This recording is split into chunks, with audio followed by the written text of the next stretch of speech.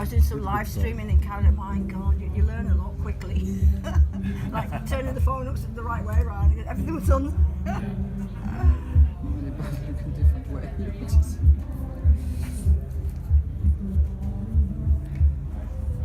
Okay, tell me when you're ready to start.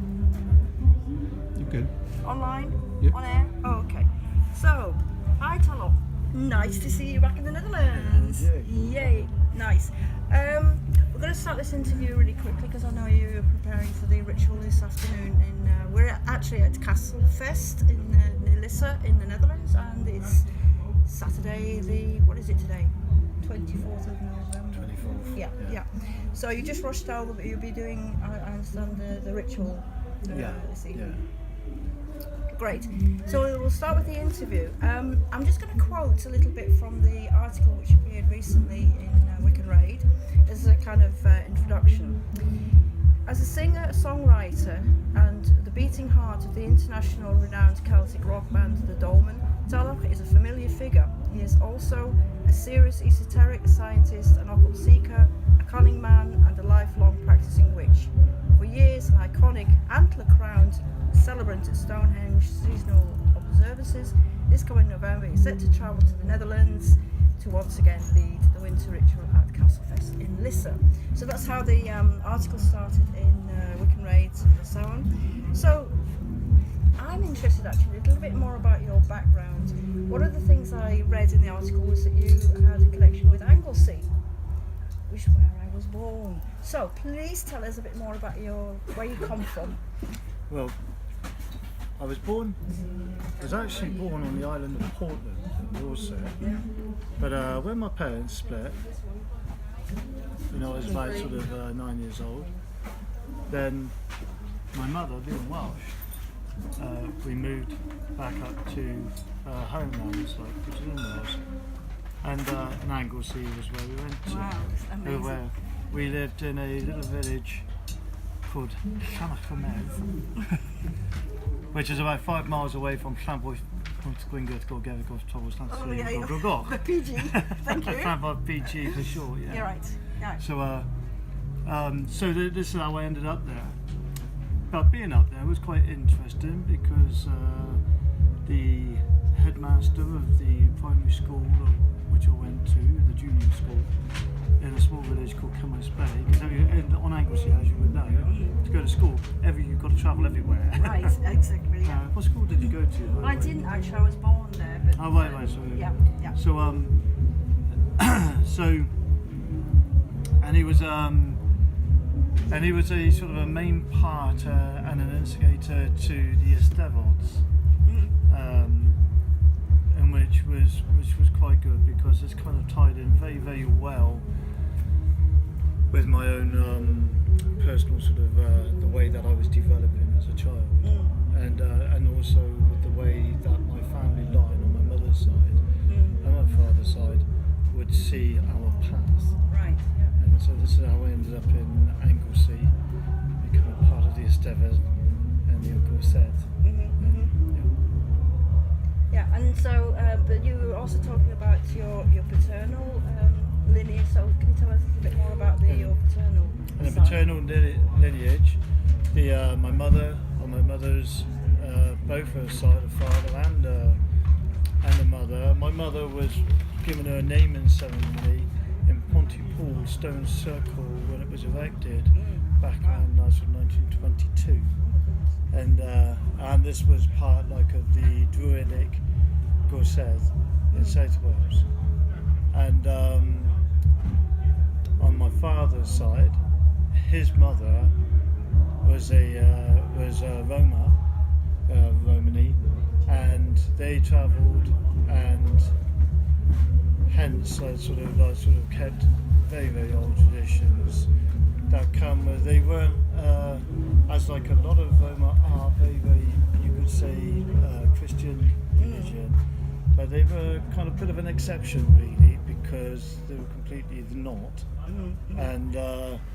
And so my grandmother was the old-time fortune teller, spirit reader, and also a concoctor of spells, as he would be referred to back at the time.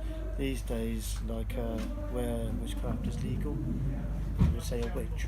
Right, And, exactly. But this, like you're just saying, that apart from being very local, of course there were particular laws in the UK which were still evident until 1951. So from what I understand as well, it's still very, very local, and that seems to be the case in your family. Do you know? So you talk about the Portland, the island which is actually just off the from, is it across from Weymouth? Or? That's right, yeah. Yeah, It's yeah. like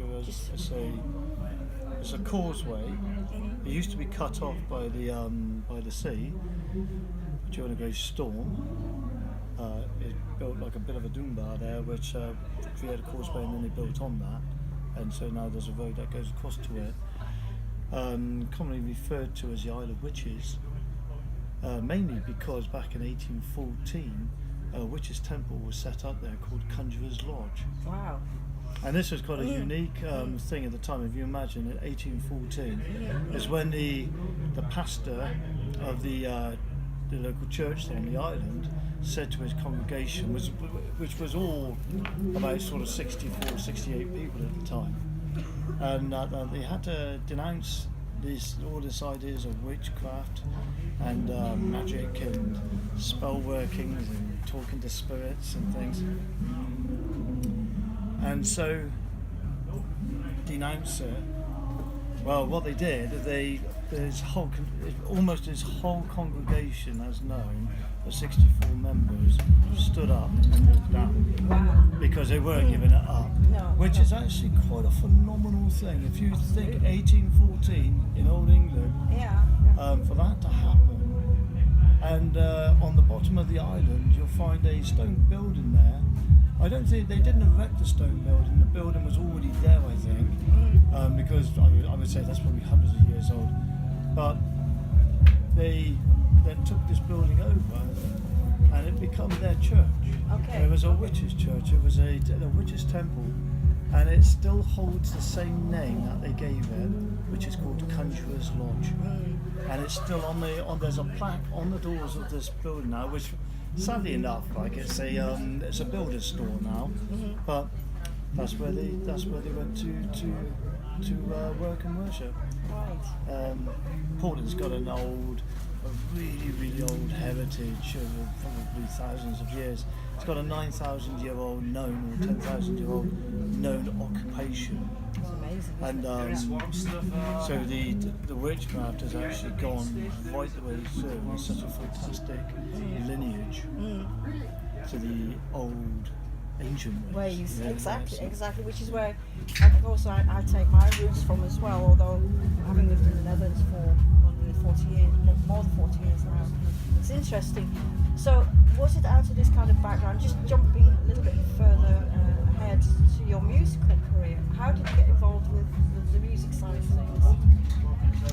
Always, my mother was a great musician and songwriter, and and so through her, I credit all of my musical ability, and I've never known anything else. People can't do anything else. I sort of nearly 60 years old now. All I've ever done in my life is play music and gig. I've never done anything else. So from the age of small, I've always sung, I've always played guitar, and also growing up like in rural Anglesey at the time with a lot of Irish travellers who would come across from Sythove Ireland. Yes, of course. And so as they used to sort of come off the boat, they used to be making up their camps, and I used to be spending a lot of time around these, like when I was a child. And so I was also, this is how I learned that sort of Celtic folk music, to feel it, to understand it. It's, I was kind of brought up with it. When did you start feeling that the esoteric or the more mystical side of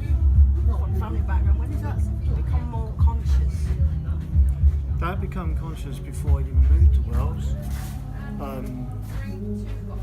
I had like a very direct and focused memory for events, places and things in my life that make a difference. And before I moved to Wales, I really became totally focused and aware of a spiritual world when I walked into a new little cottage that my mum and dad, because they were together then, had bought on Clements Lane. Which, funny enough, Clements Lane is a very, very short lane, and at the end of the lane is Conjurer's Lodge. Okay. And as we were moving bags and things into the cottage, I remember excitedly running up the stairs, and in the bedroom, the front bedroom, I think there was only 2 bedrooms, with a back bedroom and a front bedroom. Mm-hmm. And in the front bedroom, I was the first one to sort of go into it. And I would probably have only been about 5 to 6 years old then. But I could feel that I wasn't the only one in the room. I knew there was something else, I could feel it. And from there on, I would say that nothing has changed for the rest of my life, because those feelings and sensations and awarenesses became stronger and more focused, and obviously with knowledge and understanding. So I would say, in answer to the question, I always have been. I always have been. It's never been outside me. I always feel it. And I've never felt alone in my life. Yeah, I can relate to that very, very much. I think there's something about, I don't know whether it's the English or I always say we have this kind of eccentricity about us, which leads us to all kind of weird places. But when did you feel at a given point that it needed to be more formalised, or how did you actually continue? Because if you have a feeling, then how did you manage to be able to convey that to other people, for example? Considering that sort of coming through the 70s and moving towards that very sad time of fashion called the 80s, the witchcraft,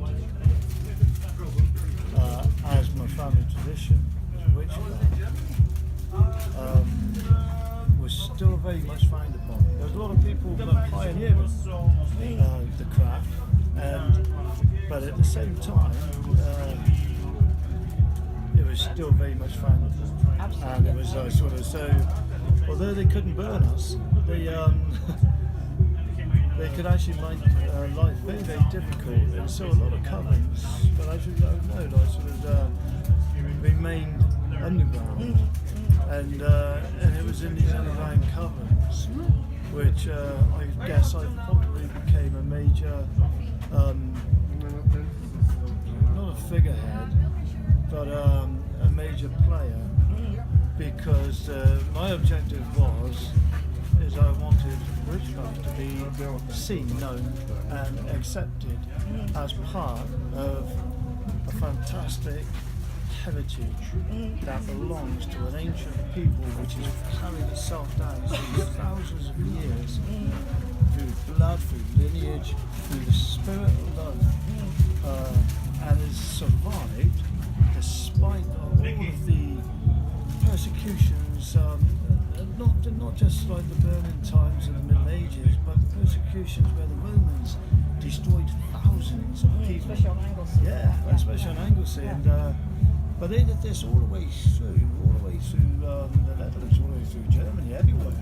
Like people who were considered a magical being in practice came under persecution. And this has gone on thousands and thousands of years. There's nothing new about it. But there comes a turning point, I think, where I recognised in the 80s that this was a turning point, that it was going to change.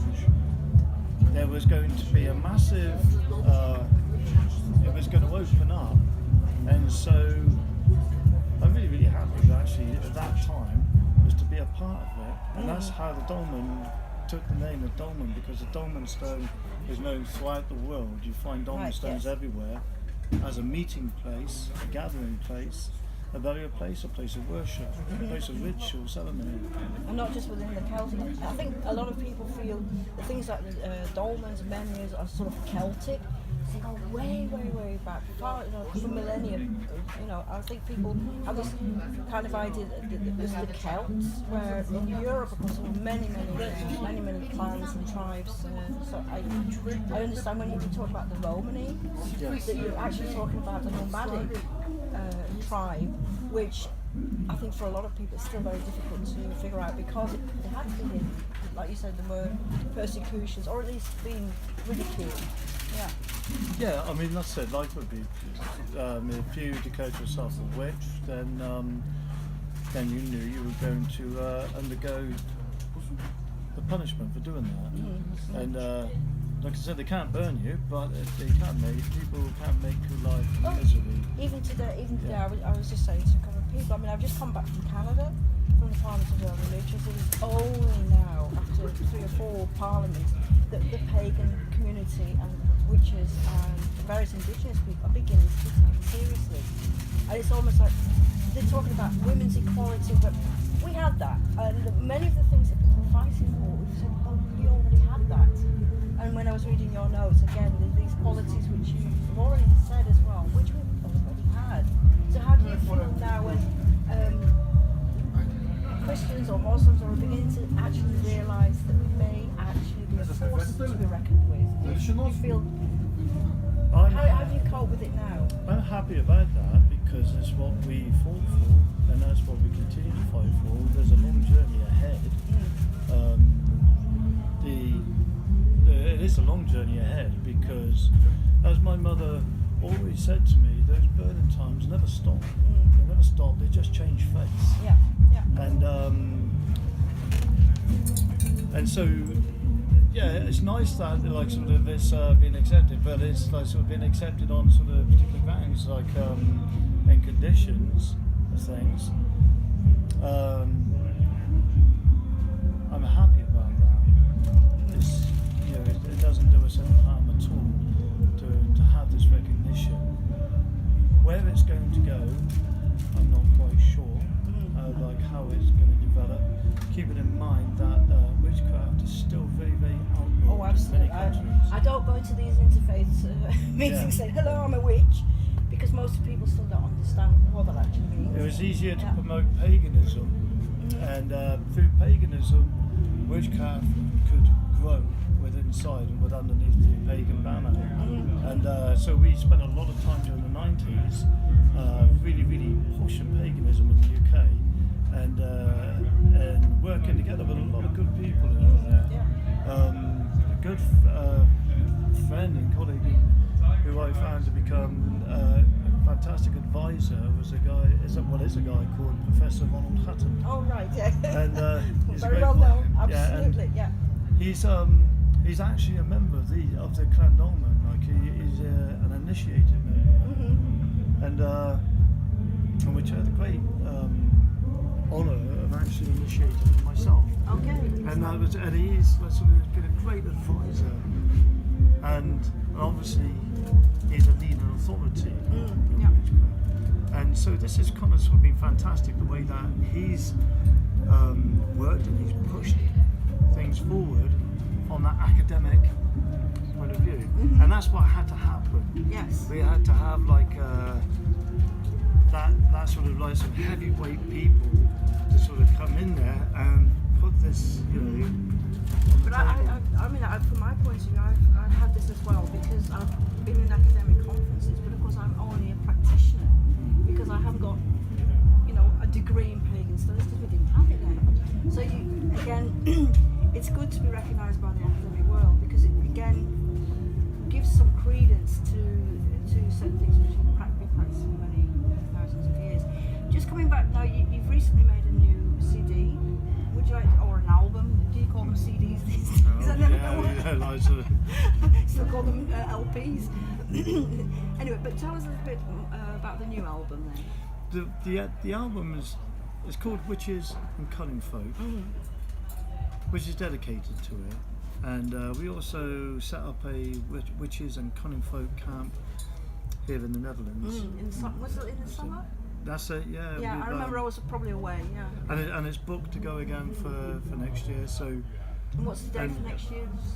I think it's around the 17th of May. 17th, 18th to 19th. Of May, okay. Yeah. Just post, So, yeah, around that's, that Beltane time. Yeah, yeah. great.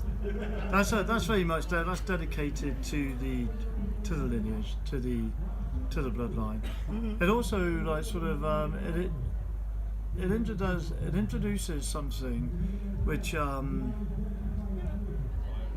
is probably not greatly thought of or known about. People do know about it, but like sort of is not greatly known about it. And so we're also promoting this point that in human DNA you're going to find many different species, which actually can then sort of give reason as well to like this beautiful imagination that human beings have. If you actually look at human DNA and look at the combination of various humanoid species that make up a human being today, we are in fact a hybrid. That's what we are, walking hybrid. We are carriers of ancient DNA. Absolutely. And some of that ancient DNA, it would be quite beautiful to find, and we hope that this will actually be discovered at some point, is that there will turn out to be a race which can be connected to witches and cunning folk.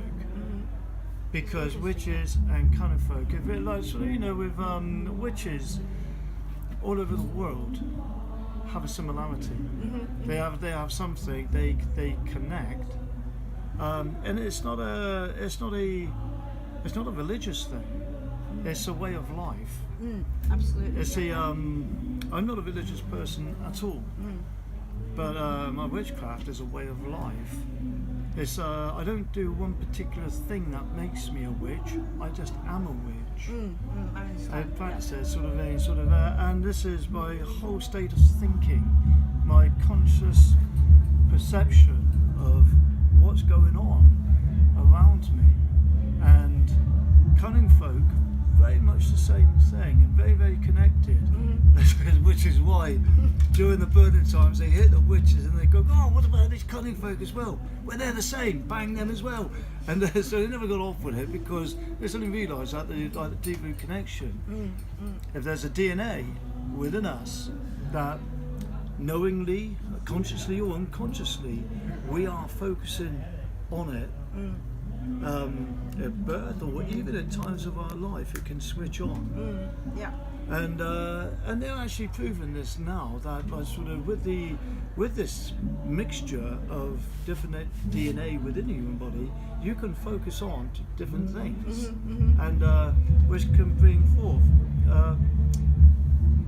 It can determine where you are, what sort of individual, how you're going to be. We believe that this is exactly what will eventually be found with witches. When you find witches, not someone who picks up a religion, but someone who knows exactly what they are. I've always known it. The fact that I had like sort of parents always involved, but my parents were not religious in like sort of, it wasn't any of their religion or anything like that which made them witches. It was the very fact of how they think and what they did. Absolutely, yeah. That makes sense. Yeah, absolutely. It's it reminds me when I first became involved with Wicca. And right from the beginning, it's always been an oral tradition. And despite the fact that many people put so much importance on the Book of Shadows, I keep saying that's not what it's all about. It's something organic, and it's something which we can only pass on orally. Because if you listen carefully, then you'll understand. But so many people I found now are pushing towards this. It has to be written down, it has to be done so, and there's huge problem arising now of people, pointing the finger saying you're not doing it right, you're not doing it right. I'd see this is something that I'm This is something which I'm very much against, because what I like people, I believe that people are unique, authentic individuals. Find your own way in the spiritual world, whether it be witchcraft, cunning folk, or whatever it is which we go. But take away the in-between people. I mean, in a clan dolmen, there is no hierarchy, and like, don't get me wrong, even though that I may be doing the rituals that I do in the ceremonies, that's because I've got a really, really big, loud mouth. And I spent my entire life doing this sort of thing. And all I do is I facilitate. Exactly. I facilitate. There's never like I'm no different, no special, nothing that I'm exactly the same as every other person. I'm no higher and I'm no lower. You know, I just am. And a lot of questions that we get these days, and we live in a real a technological world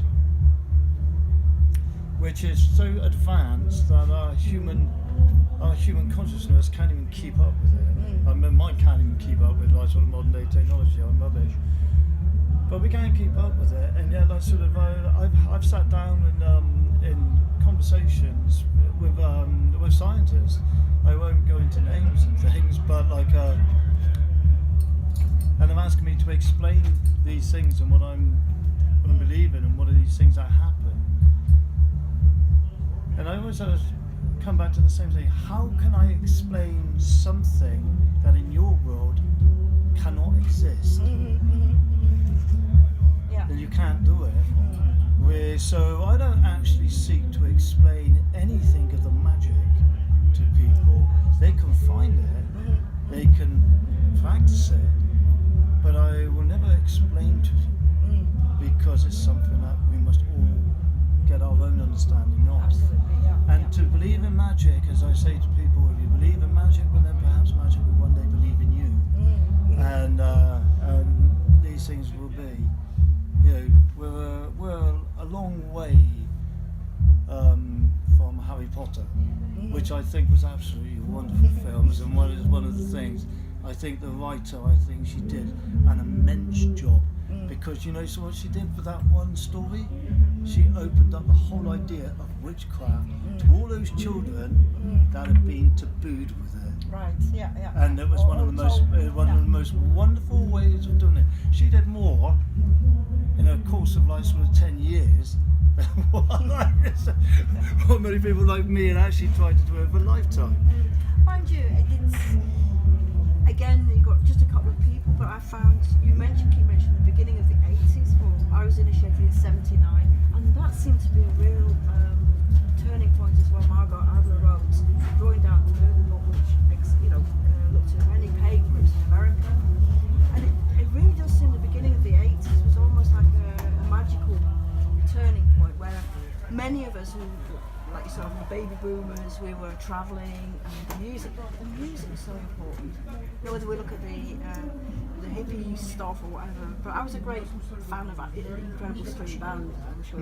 Yeah, so I think it was again the English love of music, because that's always been the way that we pass on information, whether it's been hidden or not.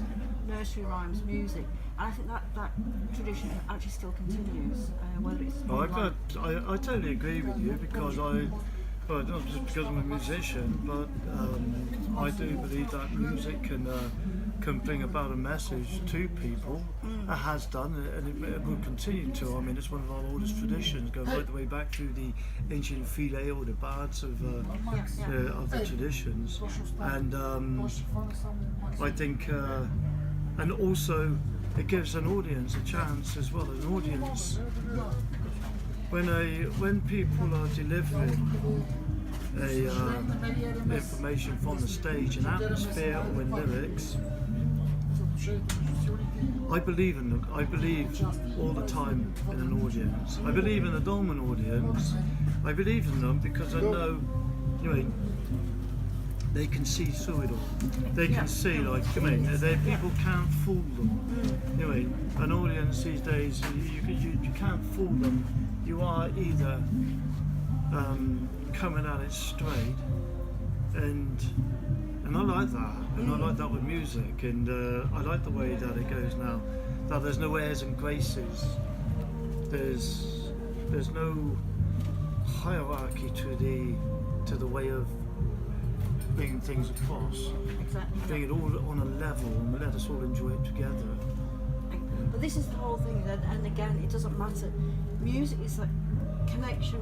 You don't have to understand the language because the language is the music itself. So I think for me that's been really so important. Traveling, you know, whether I go to Eastern Europe or especially in Eastern Europe, where the music is still such a live commodity. You know, if you want to talk like a commodity, because time's a great commodity, but the time we spend playing music and whether it's chanting or whether we become ecstatic, I think this is the one thing that we can all share without any judgmental stuff. You know, it's not, this is not right. So I think, you know, the idea of you being with the dolmen and then having this whole idea of, you know, the philosophy behind it is absolutely fantastic. So I mean, I really hope I'm going to start bring this interview to an end by actually congratulating you on coming to this conclusion of wanting to further your own experiences by saying I'd like to continue. So tell me a little bit more about what's happening in the Netherlands in May 2019. What's your aim with the camp? And how can we sign up? This is the main thing. The camp is when we had the first one this year, it was amazing, and because had no real idea on how it was going to turn out. Many people who actually attended it, I spoke privately with me afterwards and talked about their own witchcraft and their own spiritualities and what they got, and they've never been able to say these things.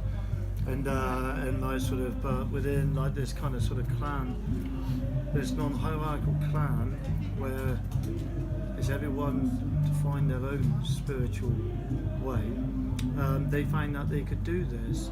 So there will be rituals that were actually practiced there. There's talks there which are not quite like sort of like the everyday talk of which many pagan conferences will produce, but there are talks which are very informative, and there's workshops which do take people into sort of journeys and explores various paths as well. But the main thing of it is to allow people to be who they are, that unique, authentic individual with their own idea and their own sort of reach to that spiritual world. And to, if you can't tell someone, like I said, like sort of how to do magic as this way, but you can help build a road which actually allows people to have the freedom to be able to do it without feeling like that they've done something wrong or whatever. And I always say, as long as people be nice, always be nice. Like, I mean, that's it. And the darkness, like, I mean, we have to shut behind us all the time, and we have to keep on doing that. And it's a very conscious thing in this world, in this time. And so at the Witches and Cunning Folk, it is dedicated to witches and cunning folk. It's not commercial to the sense of like, for me, I wouldn't care if there was only 5 people on the field. If it's the right 5 people, then then it's a success. Yes, You know, because it's not about numbers, or it's not about how many tickets we can sell. There's the one that happened, we lost money on, but it doesn't matter because that's what the dolmen is. That's what the dolmen does. Like it's sort of, it matters in the sense that we'd rather not. We'd rather it break even, but we'd rather do this and make something work. I think it's something that we do have to be able to travel and have money. So I say sometimes, we don't want to because I like to share things with you, but you sometimes have time to get over here or to eat. Let's put it that way. You have to eat. But anyway, I'd like to just round off by wishing you all the success in the season as well, and hope to see you in May. Yeah, thank you very much. Yeah, anyway, it's been absolutely fantastic actually talking to you. I've been seeing you as the Dolma for years and years. We never actually had a proper talk, so it was wonderful when Marlous suggested that we get together. I say, talking a bit more about your own dreams. So I hope they will be able to be fulfilled as well. So, That's brilliant. Thank you. Oh, thank you. Yeah, you're welcome.